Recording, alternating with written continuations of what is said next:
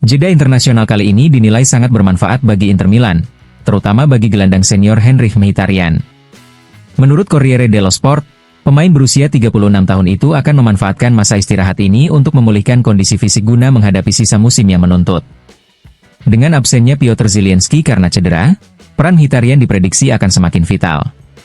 Pemain asal Armenia itu diharapkan bisa tampil dalam versi terbaiknya, terutama setelah menunjukkan peningkatan performa usai melewati periode kurang konsisten sebelumnya. Ketidakhadiran Zielinski mungkin memaksa Mkhitaryan bermain lebih banyak menit. Namun, hal itu tidak mengkhawatirkan bagi sang gelandang yang dikenal sebagai pekerja keras ini, tulis Corriere dello Sport. Mkhitaryan hanya sekali absen musim ini, yakni pada pertengahan Januari akibat cedera ringan otot aduktor paha kiri. Selain itu, ia tetap menjadi pilihan utama Simone Inzaghi di lini tengah. Meski berusia lebih tua 8 tahun dibandingkan rekan setimnya, Nicolo Barella, Mkhitaryan tetap dianggap sebagai pilar penting Inter.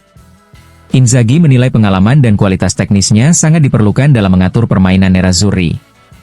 Meski usianya sudah tidak muda, Mkhitaryan memberikan jaminan performa yang sangat baik. Inzaghi menganggapnya sebagai pemain yang hampir tak tergantikan di lini tengah, setara dengan Barella yang sedang di puncak karirnya. Lanjut laporan tersebut. Menariknya, Mkhitaryan menjadi satu-satunya pemain lini tengah Inter yang tetap berlatih di Appiano Gentile selama jeda internasional ini. Hal ini semakin menegaskan betapa besar kepercayaan pelatih padanya. Dengan pengalaman dan kematangannya, Mkhitaryan diharapkan bisa menjadi penyeimbang di tengah lapangan saat Inter berburu gelar Serie A dan kompetisi Eropa.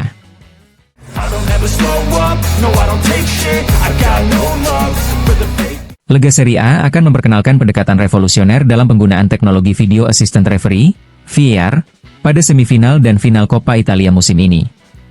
Menurut laporan Cronache di Spogliatoi, penonton di stadion dan pemirsa di rumah akan bisa mendengar langsung penjelasan wasit saat proses pengambilan keputusan VAR berlangsung. Inisiatif ini merupakan bagian dari uji coba untuk meningkatkan transparansi dalam pengambilan keputusan wasit. Selama proses tinjauan lapangan, on-field review, suara wasit akan disiarkan secara langsung sehingga semua pihak dapat memahami alasan di balik keputusan yang dibuat. Tak hanya itu, mulai matchday ke-30 Serie A, dimulai dari laga Inter Milan versus Udinese, layar besar di stadion juga akan menampilkan informasi tambahan melalui sistem VAR Dig, grafik visual yang menjelaskan proses pemeriksaan VAR secara real-time. Luigi De Siervo, CEO Lega Serie A, menegaskan bahwa perubahan ini bertujuan meningkatkan pemahaman semua pihak terhadap keputusan wasit. Ini adalah langkah penting untuk membuat proses pengambilan keputusan semakin transparan dan mudah dipahami, baik oleh pemain, pelatih, maupun penonton di stadion dan pemirsa TV, ujar De Siervo. Jika uji coba ini berhasil, tidak menutup kemungkinan sistem serupa akan diadopsi secara permanen di Serie A dan kompetisi lainnya. Langkah ini sejalan dengan upaya FIFA dan IFAB untuk membuat VAR lebih akuntabel dan mengurangi kontroversi. Dengan inovasi ini, fans sepak bola Italia akan merasakan pengalaman baru dalam menyaksikan pertandingan, lebih interaktif, transparan, dan mendebarkan.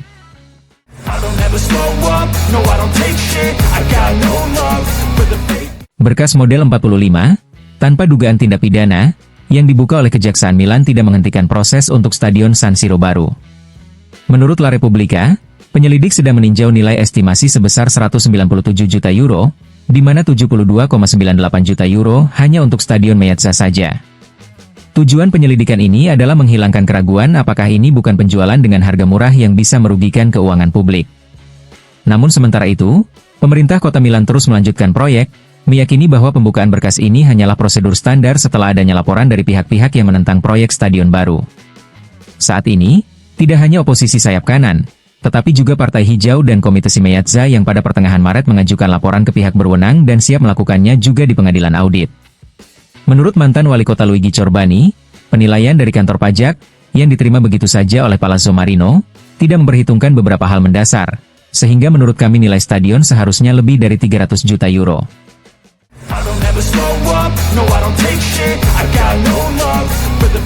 Rencana pembangunan stadion baru San Siro mulai menemui bentuk konkret.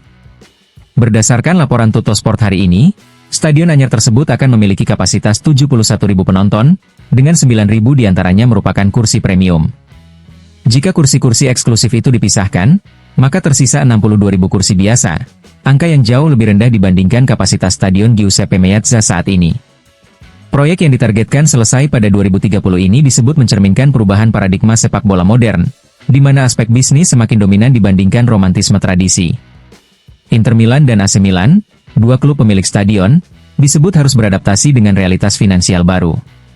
Pasalnya, pendapatan kedua klub saat ini hanya sepertiga dari raksasa seperti Real Madrid atau Paris Saint-Germain, dan kurang dari separuh pendapatan FC Barcelona maupun klub-klub top Liga Inggris. Meski demikian, rencana ini tidak serta-merta menghilangkan masalah yang ada. Stadion baru akan tetap menjadi satu-satunya arena bagi Inter dan Milan, tanpa tambahan konstruksi lain. Artinya, masalah klasik seperti lapangan yang cepat rusak akibat padatnya jadwal pertandingan diperkirakan masih akan terjadi.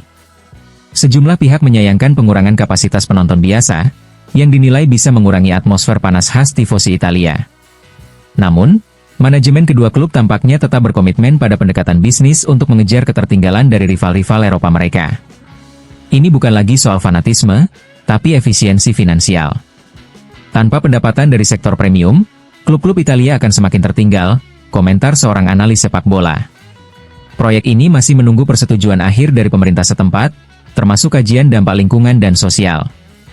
Namun, dengan target operasional 7 tahun lagi, proses pembangunan diprediksi akan segera dimulai dalam waktu dekat.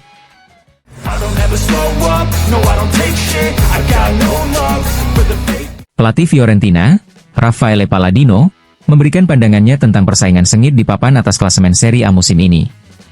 Dalam wawancara eksklusif dengan Corriere della Sera, Palladino menyebut bahwa persaingan antara Inter Milan, Napoli, dan Atalanta akan berlangsung hingga hari terakhir. Pertama-tama, ini sangat positif karena dalam beberapa tahun terakhir, kesenjangan antara tim-tim besar terlalu lebar. Inter, Napoli, dan Atalanta adalah tim yang berbeda, tapi saya yakin mereka akan bertarung sampai akhir, ujar Palladino. Meski mengakui bahwa Napoli mungkin memiliki sedikit keunggulan dalam jadwal, ia mengingatkan bahwa jebakan bisa datang dari mana saja. Namun, Palladino menegaskan bahwa Atalanta juga akan memberikan perlawanan sengit. Tapi jelas, Inter tetap yang terkuat. Mereka seperti kapal perang, dan di atas kertas, memiliki kualitas lebih dibanding yang lain, tambahnya. Palladino juga menyoroti perubahan di sepak bola Italia, di mana hasil akhir seringkali menjadi tolok ukur utama. Kami lebih fokus pada substansi dan hasil akhir. Saat ini, keputusan diambil terlalu cepat, tanpa memberi waktu bagi pelatih dan pemain untuk berkembang. Karena itu, terkadang kami harus memilih jalan yang lebih praktis, jelasnya. Pernyataan Palladino ini muncul di tengah persaingan ketat di Serie A, di mana Fiorentina sendiri berusaha meraih posisi terbaik di klasemen. Dengan beberapa laga tersisa, ia menegaskan bahwa timnya akan terus berjuang untuk meraih hasil maksimal.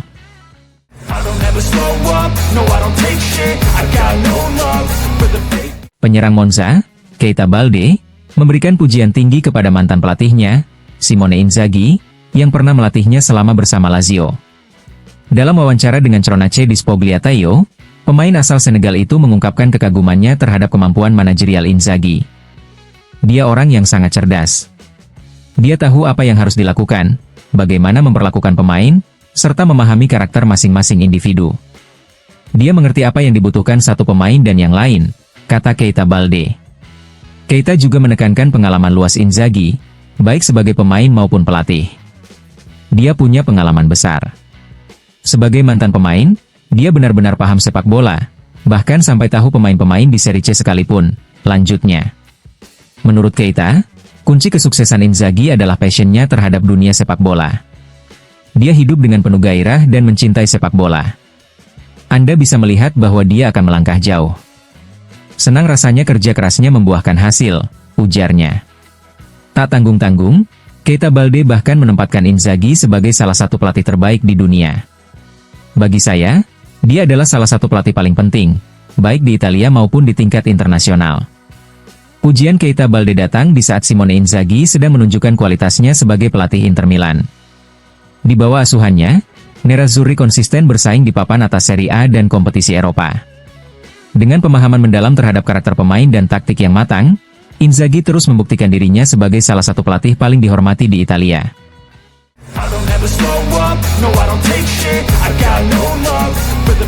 Pelatih timnas Iran, Amir Galenoei, menegaskan bahwa kondisi fisik Mehdi Taremi menjadi prioritas utama menjelang laga kualifikasi Piala Dunia 2026 melawan Uzbekistan. Pernyataan ini disampaikan dalam konferensi pers sehari sebelum pertandingan yang bisa membawa Iran melangkah lebih dekat ke Piala Dunia. Penyerang Inter Milan itu terpaksa duduk di bangku cadangan sepanjang laga sebelumnya melawan Uni Emirat Arab karena masalah cedera. Galenoy menjelaskan, keputusan itu diambil untuk mencegah risiko yang lebih serius. Kesehatan pemain lebih penting bagi kami daripada hal lainnya, tegas Galenoy. Taremi mengalami cedera dan staf medis sedang menanganinya. Malam ini kami akan mengevaluasi apakah ia bisa bermain besok atau tidak. Pelatih 60 tahun itu mengungkapkan bahwa sebenarnya Taremi bisa dimainkan melawan Uni Emirat Arab. Namun setelah diskusi dengan staf teknis, mereka memilih untuk berhati-hati. Kami bisa saja memainkannya. Tetapi setelah evaluasi, kami memutuskan untuk tidak mengambil risiko, tambahnya. Galenoy membuka peluang untuk kembali mengistirahatkan sang striker andalan jika kondisi fisiknya belum optimal. Keputusan akhir akan diambil setelah pemeriksaan terakhir oleh tim medis.